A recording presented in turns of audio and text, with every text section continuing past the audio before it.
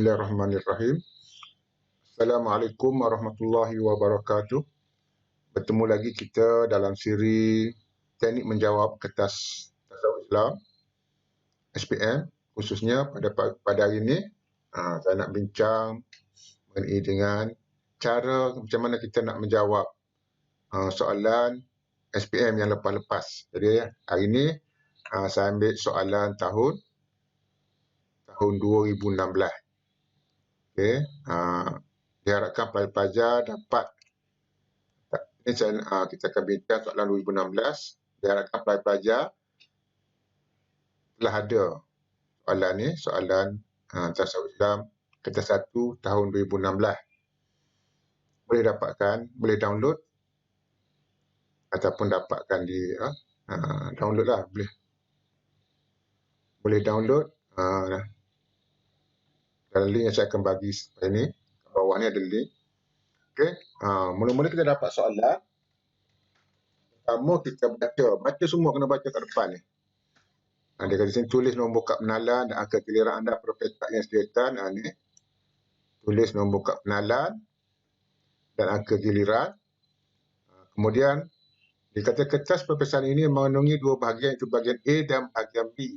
Jawab semua soalan. Bahagian A mengandungi 20 soalan. Jawab setiap soalan dengan menghitamkan. Menghitamkan. Okey. Menghitamkan ruangan yang betul di halaman 12. Di dalam kertas soalan ini. Bahagian B mengandungi 20 soalan juga. Jawab semua soalan. Jawapan anda adalah ditulis pada ruangan jawapan. Ruangan jawapan yang disediakan dalam kertas soalan ini. Anda dinasihati supaya mengambil masa 30 minit untuk menjawab bahagian A dan 45 minit untuk menjawab bahagian B. Markah penuhnya ialah 40. Bahagian A 20 markah, bahagian B pun 20 markah. Okey, kita tengok soalan. Mula-mula kita dapat soalan. Okay, kita baca semua sekali. Dicadangkan sini 30 minit kita ambil ambil masa untuk jawab pada bahagian ni, bahagian A ni. 20 markah. Antara yang berikut, yang manakah kesan tidak mempercayai alam ghaib?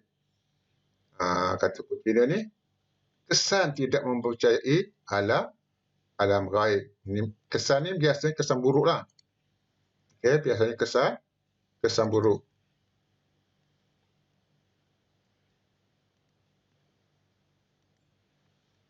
Okay, pertama menyebabkan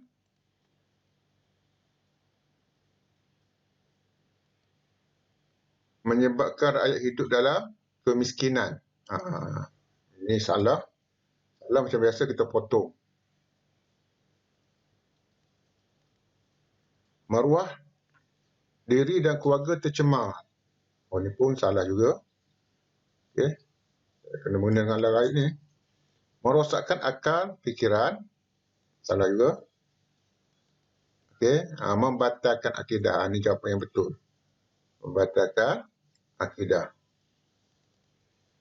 Okey. Jawapan yang betul.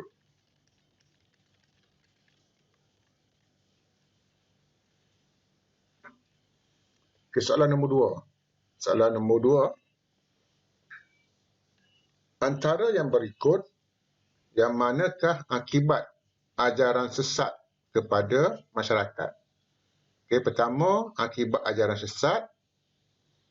Dan kunci utama di sini ialah kepada masyarakat ni. Kepada masyarakat, kesan buruk kepada masyarakat.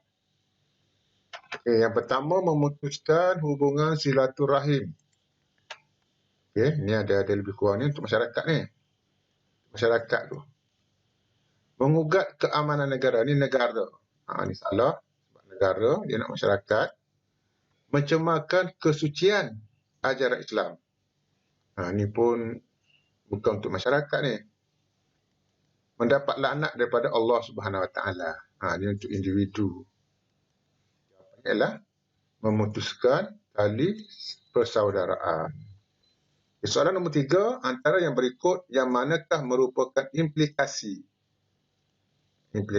pengabaian tanggungjawab sosial dalam masyarakat. Masyarakat lagi dia nak ni. Okey. Masyarakat. Dalam masyarakat.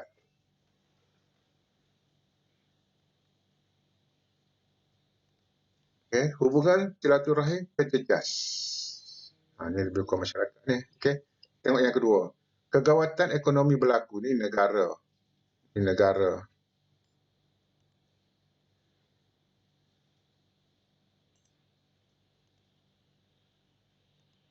Kebanjiran pendatang tanpa izin. Ini pun salah. Tak ada kena mengena negara juga. Industri pelancongan akan merosot. Ini pun untuk negara. Jadi jawapan sebenar ialah hubungan silaturahim akan terjejas. Seterusnya, antara yang berikut yang manakah menunjukkan bukti ajaran Islam bersifat syumul. Ajaran Islam bersifat syumul. Okey. Islam mengharuskan perhubungan antara bangsa. Syumul ni, sebagaimana kita tahu, syumul ni ialah lengkap dan sempurna. Syumul ni lengkap dan sempurna. Okey.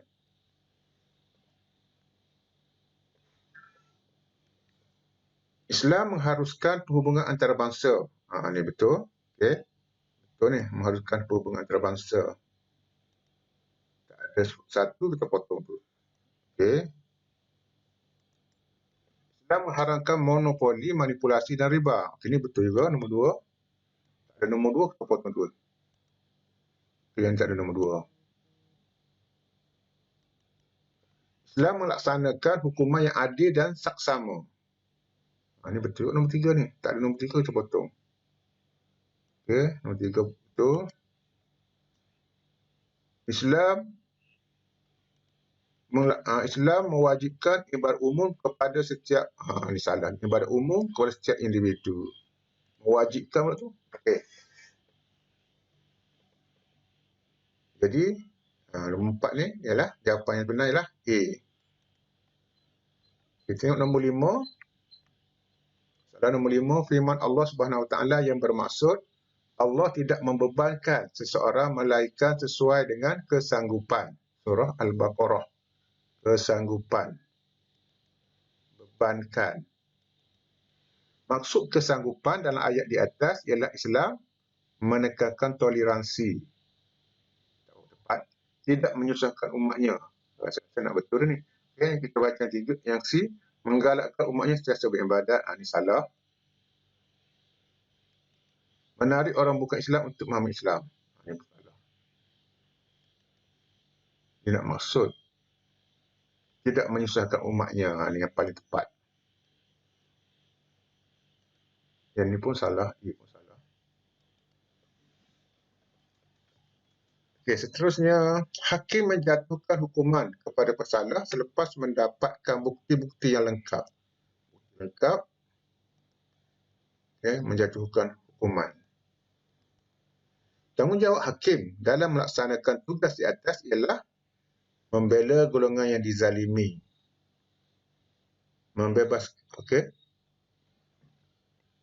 Membebaskan tertuduh jika ada keraguan. Ini mendapat bukti yang lengkap, lebih kurang nak betul. Menjatuhkan hukuman dengan adil dan saksama. Ini lebih tepat. Membuat keputusan mengikut pertimbangan akal ni memang salah lah. Membela orang yang dizalimi, membebaskan tertuduh jika ada keraguan, menjatuhkan hukuman dengan adil dan saksama. Jawapan yang paling tepat ialah tanggungjawab hakim. Menjatuhkan hukuman dengan adil dan saksama. Okey, ini tak tepat. Ini tak apa tepat. Soalan nombor 7, pergaulan dalam masyarakat majmuk, yang bercanggah dengan sistem sosial Islam. Bercanggah dengan sistem sosial Islam ialah ketulusan dan keikhlasan. Ini tak bercanggah. Okay. Nak yang bercanggah. Kedudukan dan keturunan. Ini Rasa salah, rasa yang bercanggah lah. Keimanan dan ketakwaan, betul, kesopanan dan kesusilaan. Jawapannya adalah antara yang berikut yang manakah menerangkan konsep tawakal. Konsep tawakal dalam Islam. Berusaha dengan gigih untuk mendapatkan kejayaan. Okey. Betul. Bersabar dan redha dengan ketentuan daripada Allah. Berdoa dan yakin dengan pertolongan Allah. Berserah diri kepada Allah setelah berusaha dengan bersungguh-sungguh. Ini yang paling tepat. Okey. Yang ini salah. Tepat. Yang ini juga salah. Yang ini pun salah juga.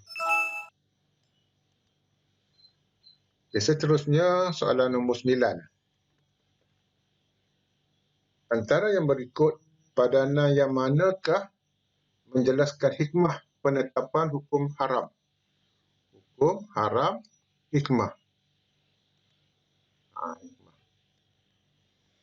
Memastikan keturunan terpelihara pengharaman zina. Okey, rasa-rasa macam betul. Okey, kita tengok yang lain. Memastikan kehidupan manusia lebih mewah, pengharaman riba. Ini salah. Ini salah. Memastikan manusia tidak meninggalkan perkara asas dalam agama. Ini pun salah. Ini wajib. Memastikan diri disenangi oleh orang lain. Ini makruh ni. Salah juga. Jawapannya ialah A. Antara yang berikut, yang manakah kelemahan penyelesaian masalah secara konvensional? Konvensional ini ialah bukan Islam. Konvensional ini bukan Islam. Kelemahan. Berasaskan fahaman yang rasional. Okey. Ini bukan kelemahan. Salah, ini kelemahan. Berteraskan sentimen dan emosi. Ini betul. Berteraskan nilai akhlak yang murni. Salah. Objektifnya adalah untuk dunia dan akhirat. Ini pun salah. Memiliki daya kreativiti, inovatif dan produktif dalam melaksanakan pekerjaan. Pernyataan di atas merujuk pada pengertian ini kategori ummah. Amat sosial salah, kepada ummah pun salah, kekuatan ekonomi pun salah. Nombor 12. Pilih pernyataan yang menunjukkan kelebihan bekerja kerana Allah. Kelebihan bekerja kerana Allah Subhanahu wa Ta'ala. Melahirkan pekerja yang cekap dalam semua bidang. Semua bidang ni yang salah ni. Melahirkan pekerja yang cekap ni betul. Dalam semua bidang ni yang salah.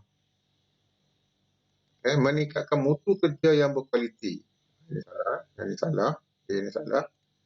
Meningkatkan mutu kerja yang berkualiti. Saya sudah betul ni.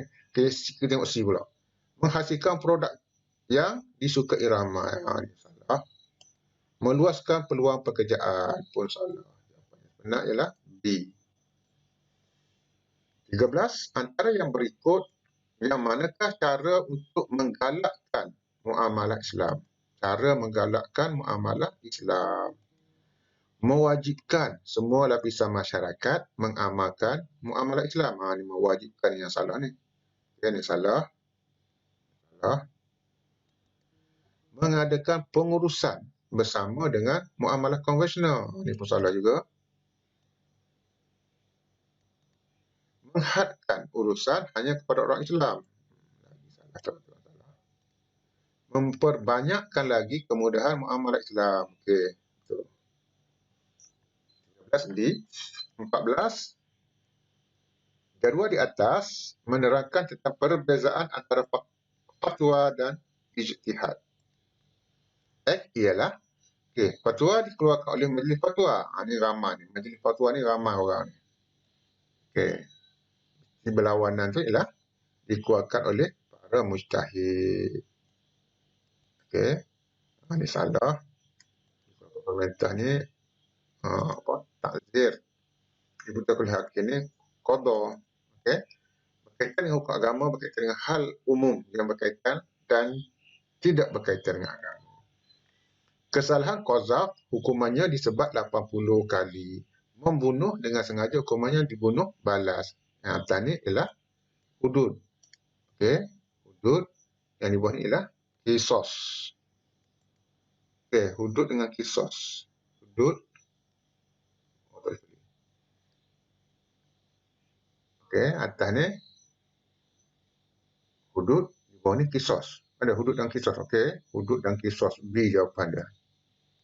Hudud dan takzir salah. Ini pun salah. Kisos dan takzir salah. Antara yang berikut, nombor 16, antara yang berikut yang manakah bukti Islam mampu menyelesaikan masalah anak luar nikah? Mensyariatkan perkahwinan, memilih pasangan yang beragama, menghalalkan pergaulan sama mahram, lagilah salah, menjatuhkan hukuman denda dengan kesalahan bagi kesalahan zina. Okey, jawapannya ialah A. Okey, baik pelajar. Nampak soalan macam senang Macam senang. Ini soalan tahun 2016 ni. Soalan tahun 2016. Antara yang berikut yang manakah matlamat bekerja dalam Islam? Matlamat bekerja. Menunaikan tuntutan fardu kifayah. Tak tepat ni. Memenuhi impian keluarga. Salah. Mencari kemewahan hidup. Pun salah. Memajukan ekonomi diri. Okey, ini jawapan dia. Soalan 18. Pilih pernyataan yang menjelaskan perkaitan antara tabat dan murunah. Pertama cari tabat dulu. Menunaikan solat secara qasar. Ni tabat. Kerana terlupa ni yang salah. Kerana terlupa ni salah. Okey. Potong. Menunaikan ibadat haji berulang kali. Juga salah. Menutup aurat dengan berfashion. Menutup aurat ni tabat. Fashion ni murunah. Okey, ni yang betul. Mengeluarkan zakat harta ni wajib. Okey, salah juga. Soalan nombor 19. Pengasingan agama. Pengasingan agama dalam kehidupan merujuk kepada fahaman. Okey. Mengasingkan agama dalam kehidupan. Sekularisme. Okey, yang ni salah. Kapitalis pun salah. Sosialisme pun salah. 20. Semua yang berikut ialah faktor berlakunya pencerobohan harta. Faktor berlakunya pencerobohan harta dalam kalangan masyarakat. Kecuali ni kita kena buat apa? Bulat. Okey, kecuali apa? Terpengaruh dengan kemewahan dunia sehingga sanggup berbuat apa saja. Pencerobohan harta kepada masyarakat. Masyarakat. Okey.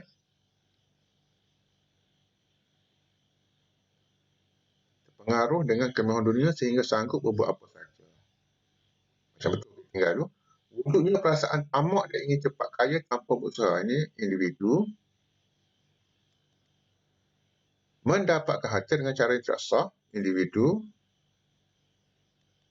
Tidak mengamalkan ajaran Islam yang sebenar.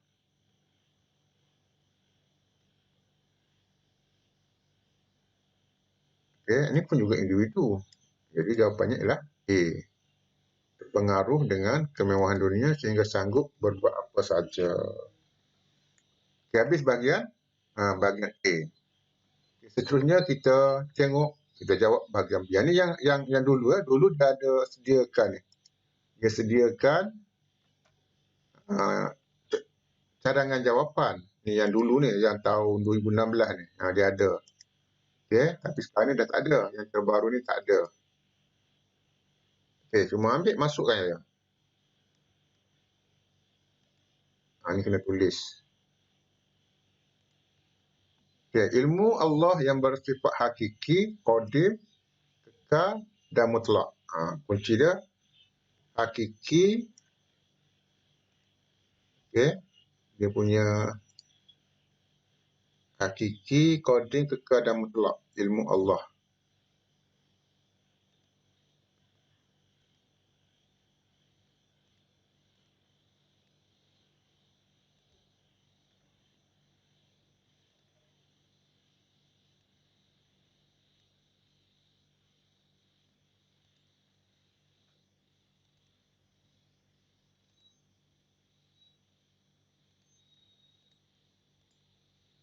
Okey.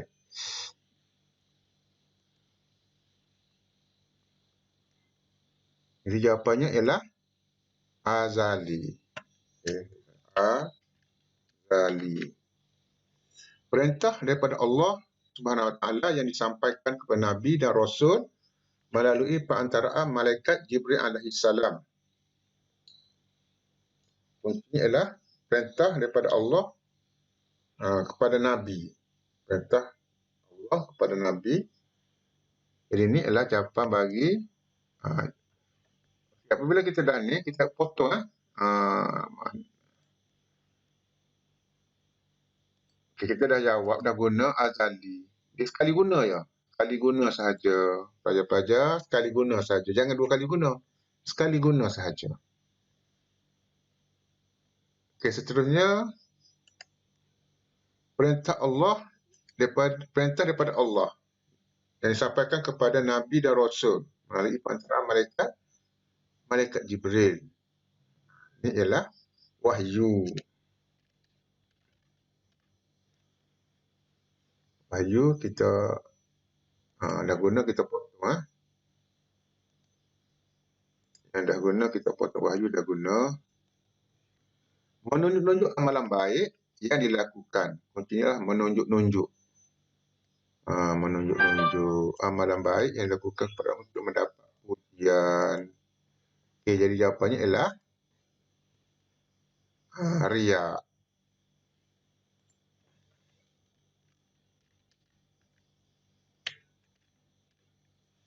Iri hati. Kuncinya iri hati. Iri hati dengan kita potong dia.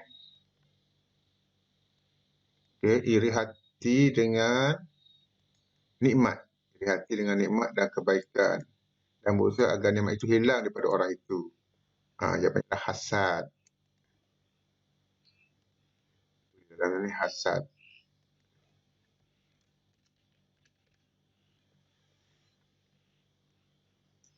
Okey. Seterusnya soalan 25 hingga soalan 28. Lengkapkan pernyataan berikut berdasarkan pilihan jawapan yang disediakan. Okey, dia sedia juga. Islam yang bersifat mementingkan keadilan dan kebajikan dengan memastikan hak asasi manusia terjamin. Islam yang bersifat sarwajaka.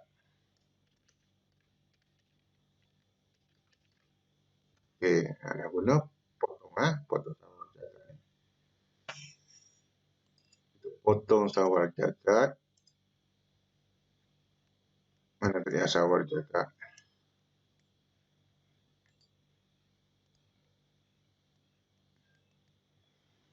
Seorang hakim yang terikat dengan beberapa ketika membicarakan suatu kes supaya keadilan dapat dicapai. Etika.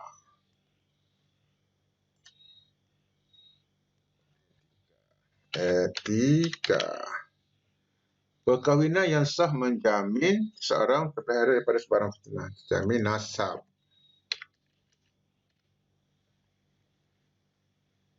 Okey, nasab kita potong.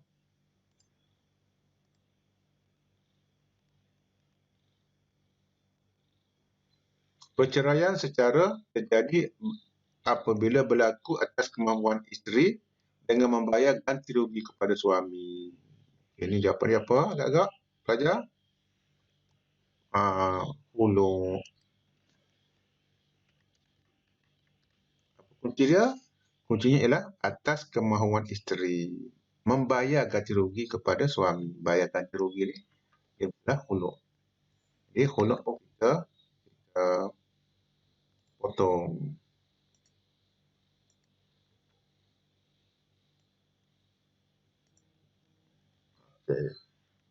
Okey, seterusnya soalan 29. Dia kata apa? Soalan 29 dan 30. Jadual A, ni jadual A berkaitan dengan isi penting kandungan Piagam Madinah. Tulis jawapan yang betul berdasarkan pilihan jawapan yang disediakan. B, setiap kaum dan puak punya hak terhadap kuncinya di sini ialah hak terhadap diri, harta dan kehormatan. P, Q, setiap warga negara dijamin hak asasi hak sosial mereka melalui pemberian bantuan untuk menjamin kehidupan lebih baik dan selesa. P, ialah hak apa ni? Hak apa ni? Setiap kaum dan puak mempunyai hak terhadap diri, harta dan kehormatan. Hak asasi. Okey. Jawapannya ialah hak asasi.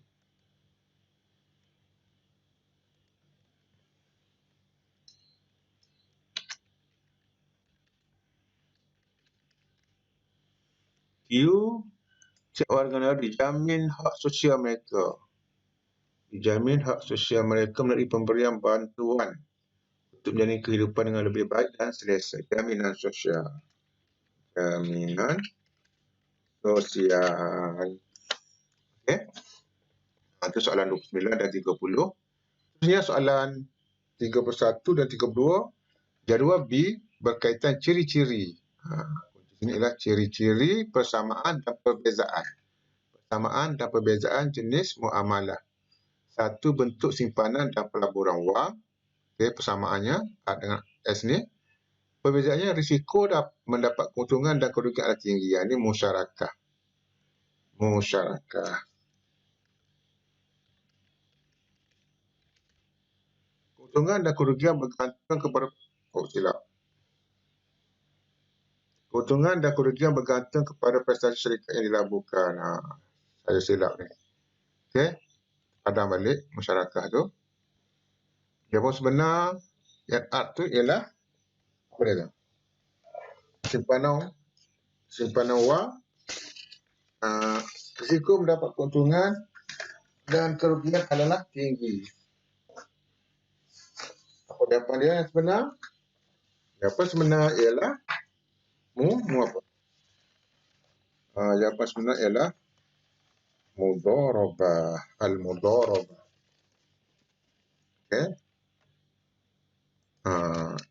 Mudharabah. S ni, keuntungan dan kerugian bergantung kepada prestasi syarikat yang dilabuhkan. Ni musyarakah. Okey. Ini jawapan dia. Kuncinya ni apa? Keuntungan dan kerugian adalah tinggi. Risiko. Keuntungan dan kerugian adalah tinggi. Okey, soalan seterusnya, soalan 33. Tidak mencapai T. Golongan yang tidak harus, golongan yang tidak layak menguruskan harta. T ini tidak mencapai tahap kematangan berfikir dan tidak dapat membezakan antara kebaikan dengan keburukan. Kunci dia tidak dapat membezakan antara kebaikan dan keburukan. Jadi jawapannya ialah kanak-kanak.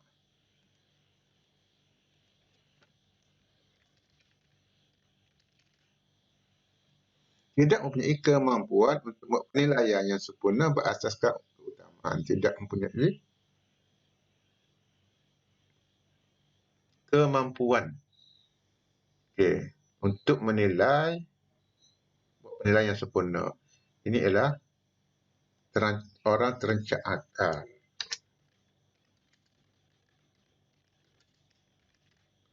Ataupun safih.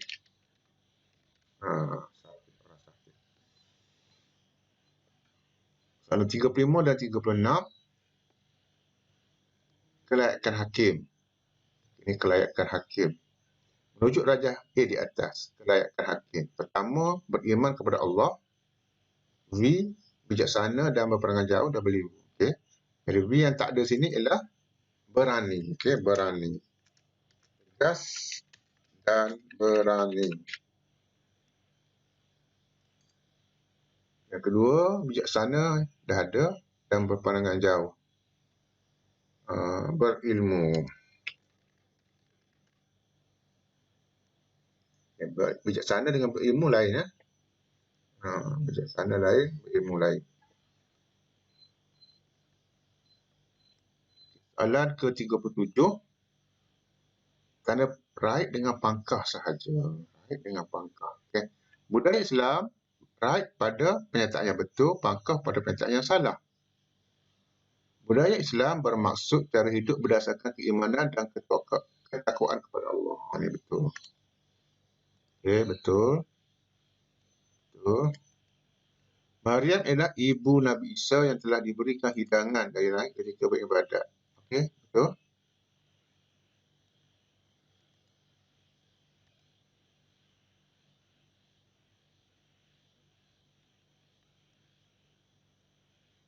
Pengertian ta'zir ialah hukuman yang ditetapkan oleh syarak melalui Al-Quran dan hadis. Ini salah.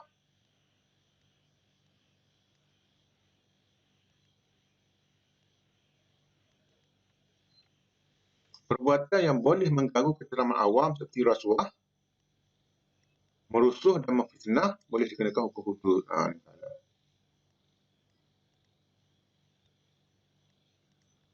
Okay. Alhamdulillah, kita dah habis, dah tamat menjawab 40 soalan bagi kertas 1 tahun 2016.